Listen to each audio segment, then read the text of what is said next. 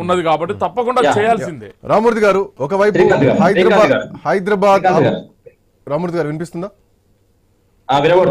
ఒకవైపు హైదరాబాద్ కు మహర్దశ రాబోతోంది. హైదరాబాద్ లో ఒక 4.0 కొత్త సిటీ నిర్మాణానికి రేవంత్ రెడ్డి సర్కారు పూనుకుంది.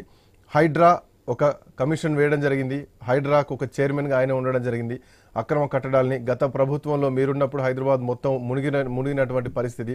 సో ఇప్పుడు అందులోంచి బయటికి తీసుకురావాలి. నీళ్లు చెరువులకే పోవాలి. సో ప్రజలు ఇళ్లలో ఉండాలి, ఇల్లు చెరువులలో ఉండొద్దు. సో ఈ కాన్సెప్ట్ అయితే కనిపిస్తోంది. ఇంకోవైపు ఐటీ రంగాన్ని ఇంకా అభివృద్ధి చేయడానికి రేవంత్ రెడ్డి ఇప్పటికే టూర్ అయిపోయింది. Of course is coming tomorrow to the state. So ఒక డెవలప్మెంట్ మాత్రం కనిపిస్తోంది. తో పాటు సీతారామ ప్రాజెక్టు కూడా ఓపెనింగ్కు సిద్ధమైంది. సో దాన్ని మీరు వాళ్ళు స్విచ్ చేస్తున్నారు. మేము కట్టింది మేము అని చెప్తున్నారు. సో గతంలో కాంగ్రెస్ పార్టీ దీన్ని కొర్రీలు పెట్టింది, కోర్టుకు వెళ్ళామంటున్నారు. బట్ వాట్ ఎవర్, కొంత డెవలప్మెంట్ మాత్రం కనిపిస్తుంది అనుకోవాలా? రామారావు అన్న బాగా కవర్ చేసిండు. ఎందుకంటే డైరెక్ట్ దొరికిండు. ఎందుకంటే ఇప్పుడు ధరణి పోర్టల్ నుంచి వెళ్ళి నిషేధిత ఈ ల్యాండ్ ను కూడా రెగ్యులైజ్ చేసుకుందామని ట్రై చేసిండు దానం నాగేంద్ర. ఇప్పుడు ఒక దొంగ ఇప్పుడు ఏంటంటే డైరెక్ట్ దొరికిపోయిండు. ఇప్పుడు ఆల్రెడీ ఆఫీసర్కి దొరికిపోయిండు. రంగనాథ్ని నువ్వు జాబ్ చేస్తావా లేదా, నీకు ఇష్టం ఉన్నదా ఇష్టం లేదా అన్న పరిస్థితికి వచ్చిందంటే అధికారం ఎంత తలకెక్కింది. ఇప్పుడు ఆయన పార్టీలు మారుకుంటే ఏ అధికారం ఉంటే ఆ అధికారంలో తిరిగే వ్యక్తి. మొన్న అసెంబ్లీ సాక్షి కూడా ఏం మాట్లాడిండు, మేము తిరగనీయం రోడ్ల మీద అన్నాడు, అమ్మ అని మాట్లాడిండు. ఇప్పుడు ఎవరిని తిరగనియరు, జనాలని తిరగనీయకుండా చేస్తారు. హైదరాబాద్ నీ అబ్బ సొత్తు కాదు, ఎవరి సొత్తు కాదు. ఇంకొకటి ఏంటంటే హైడ్రా అన్నది హైడ్రామా, క్లియర్ గా హైడ్రామా. ఈ చైర్మన్ గా ముఖ్యమంత్రి ఉండి ఆడిస్తున్న ఒక ఆట. ఈ 5 అన్నదమ్ముల ఏం చేస్తున్నారంటే ఈ హైడ్రా పట్టుకొని, ఈ హైడ్రాకు మొన్న ఏదైతే బడ్జెట్ లో 200 కోట్లు కూడా కేటాయించారు. ఇప్పుడు అందులో ఆల్రెడీ అన్ని ఉన్న డిపార్ట్మెంట్లే. ఇప్పుడు ఇరిగేషన్ గానీ, ఇప్పుడు ఏదైతే అవన్నీ ఉన్నాయి ఇప్పుడు కంప్లీట్ గా, ఏదైతే జిహెచ్ఎంసీ గానీ ఇవన్నీ ఏదైతే ఇప్పుడు డిజాస్టర్ మేనేజ్మెంట్ సంబంధించినవి. ఇప్పుడు ఏదైతే ఇప్పుడు దీన్ని అడ్డం పెట్టుకుని ఆల్రెడీ వాళ్ళ జాబ్లు ఉన్నాయి. ఇప్పుడు కొత్తగా ఏంటంటే ఈ 3000 జాబ్లకు ప్రతిపాదనలు పంపింది హైడ్రా. దీనిలో ఏంటంటే ఇప్పుడు మీరు దీన్ని పరిశీలించాల్సింది ఏంటంటే అన్నిటిని నేరుగా నియామకాలు చేస్తారట, అంటే డైరెక్ట్ గా అమ్ముకుంటారు.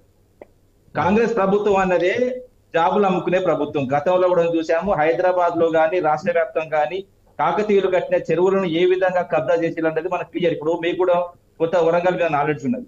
నక్కలగుట్ట, అదే విధంగా ఇదైతే బాలసముద్రం అని ఒకటి, బాలసముద్రం నక్కలగుట్ట దగ్గర బాలసముద్రం ఒక చెరువు ఉండే. ఆ చెరువును మొత్తం కబ్జా చేసింది ఎవరండి? కాంగ్రెస్ నాయకులు కదా. మీరు వచ్చినాక ఎందుకు ఒక హైడ్రా సిస్టమ్ పెట్టి కబ్జాలను కూలగొట్టలేకపోయారు? మీరు 10 ఏళ్ళు మీరే ఉన్నారు కదా. హైడ్రా మేము చెప్తా వినండి. మేము వచ్చిన తర్వాత ఏదైతే కబ్జాలు జరగకుండా చూసాము అదే విధంగా క్లియర్ గా చెప్తా. హైడ్రాలో జరిగేది ఏంటంటే ఈ 5 అన్నదమ్ములకు సంబంధించింది ఆర్టీఐ యాక్ట్, అంటే రైట్ టు ఇన్ఫర్మేషన్ యాక్ట్ కాదు ఇది, రేవంత్ ఇన్ఫర్మేషన్ యాక్ట్ సంబంధించి. ఇప్పుడు ఏంటంటే కంప్లీట్ గా రాష్ట్రంలో ఉన్న ఏదైతే హైదరాబాద్ కు సంబంధించిన ఇప్పుడు ఏదైతే మున్సిపాలిటీలు ఈ గ్రేటర్ సంబంధించినవి ఉన్నాయో ఎక్కడైతే గవర్నమెంట్ ల్యాండ్స్ ఉన్నాయి, గవర్నమెంట్ సంబంధించిన ఎక్కడైతే క్లియర్ లేని ల్యాండ్స్ ఉన్నాయో అవన్నీ సేకరించి వాటిని క్లియర్ చేసుకోవడానికి. ఇప్పుడు హైడ్రా కూడా పాపం దాన నాగేందర్ తెలియదు, ఇది ప్రజలకు సంబంధించినంత వరకే అనుకున్నాడు కదా. ప్రజాప్రతినిధులు కూడా ఇందులో భాగస్వామ్యం అవుతున్న విషయం తెలియదు. ఎందుకంటే రేవంత్ రెడ్డి ఇందులో ఉపశమనం ఇచ్చిండు అనుకున్నాడు వచ్చిన. ఎందుకంటే మేము ప్రజాప్రతినిధులము, మేము ఏదంటే అది ఆడుతుంది. ఇప్పుడు మేము ప్రభుత్వంలో ఉన్నాము, మేము కబ్జా చేసి నడవది. ఓన్లీ అధికారులు కరెక్ట్ ఉన్నారు కాబట్టి ఇప్పుడు కబ్జా కోసం కొత్త మార్గం ఎంచుకున్నారు. ఎక్కడ భూములు ఎక్కడ భూములు ఉంటే అక్కడ ప్రభుత్వ భూములు ఉంటే దాన్ని ఏదైతే రామారావు గారు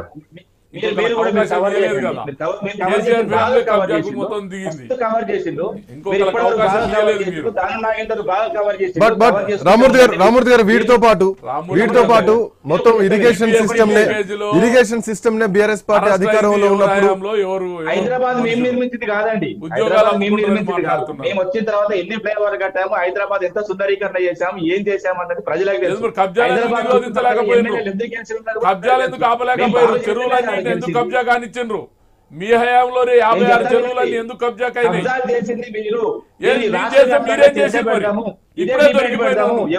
ఎన్ని కబ్జాలు చేసినా మొత్తం బయటకు వస్తుంది. ఇప్పుడు మీ ఎన్ని కబ్జాలు రామూర్తి గారు ఒక పాయింట్, ఒక హైడ్రా చుట్టే లేదు పాయింట్. రామూర్తి గారు ఒక నిమిషం రామూర్తి గారు నా పాయింట్ మీ 10 ఏళ్లలో మీరు ఎందుకు దాన్ని బయటికి తీయలేదు? రామూర్తి గారు పాయింట్, ఒక హైడ్రా చుట్టే లేదు. ధరణిలో ఉన్నటువంటి లోపాలను వినండి ఒకసారి రామూర్తి గారు. సో మీరున్నప్పుడు వ్యవస్థలు మొత్తం నాశనం అయ్యాయి, మీరున్నప్పుడు వ్యవస్థను మొత్తం నిర్వీర్యం చేశారు.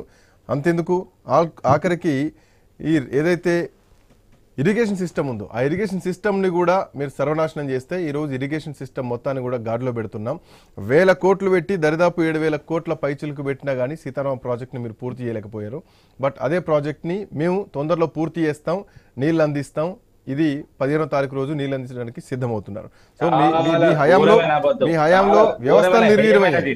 నేను ఏం చెప్తున్నా అంటే మేము ప్రభుత్వానికి వచ్చిన తర్వాత వెంటనే మిషన్ కాకతీయ అని ఒక పథకం చేపట్టి చెరువుల్లో ఉన్న అన్ని చెరువుల్ని తీసుకొని మేము దాన్ని పూడిక చేసి వాటర్ స్టోరేజ్ పెంచి గ్రౌండ్ వాటర్ ని మేము అవైలబుల్ గా తెచ్చాము.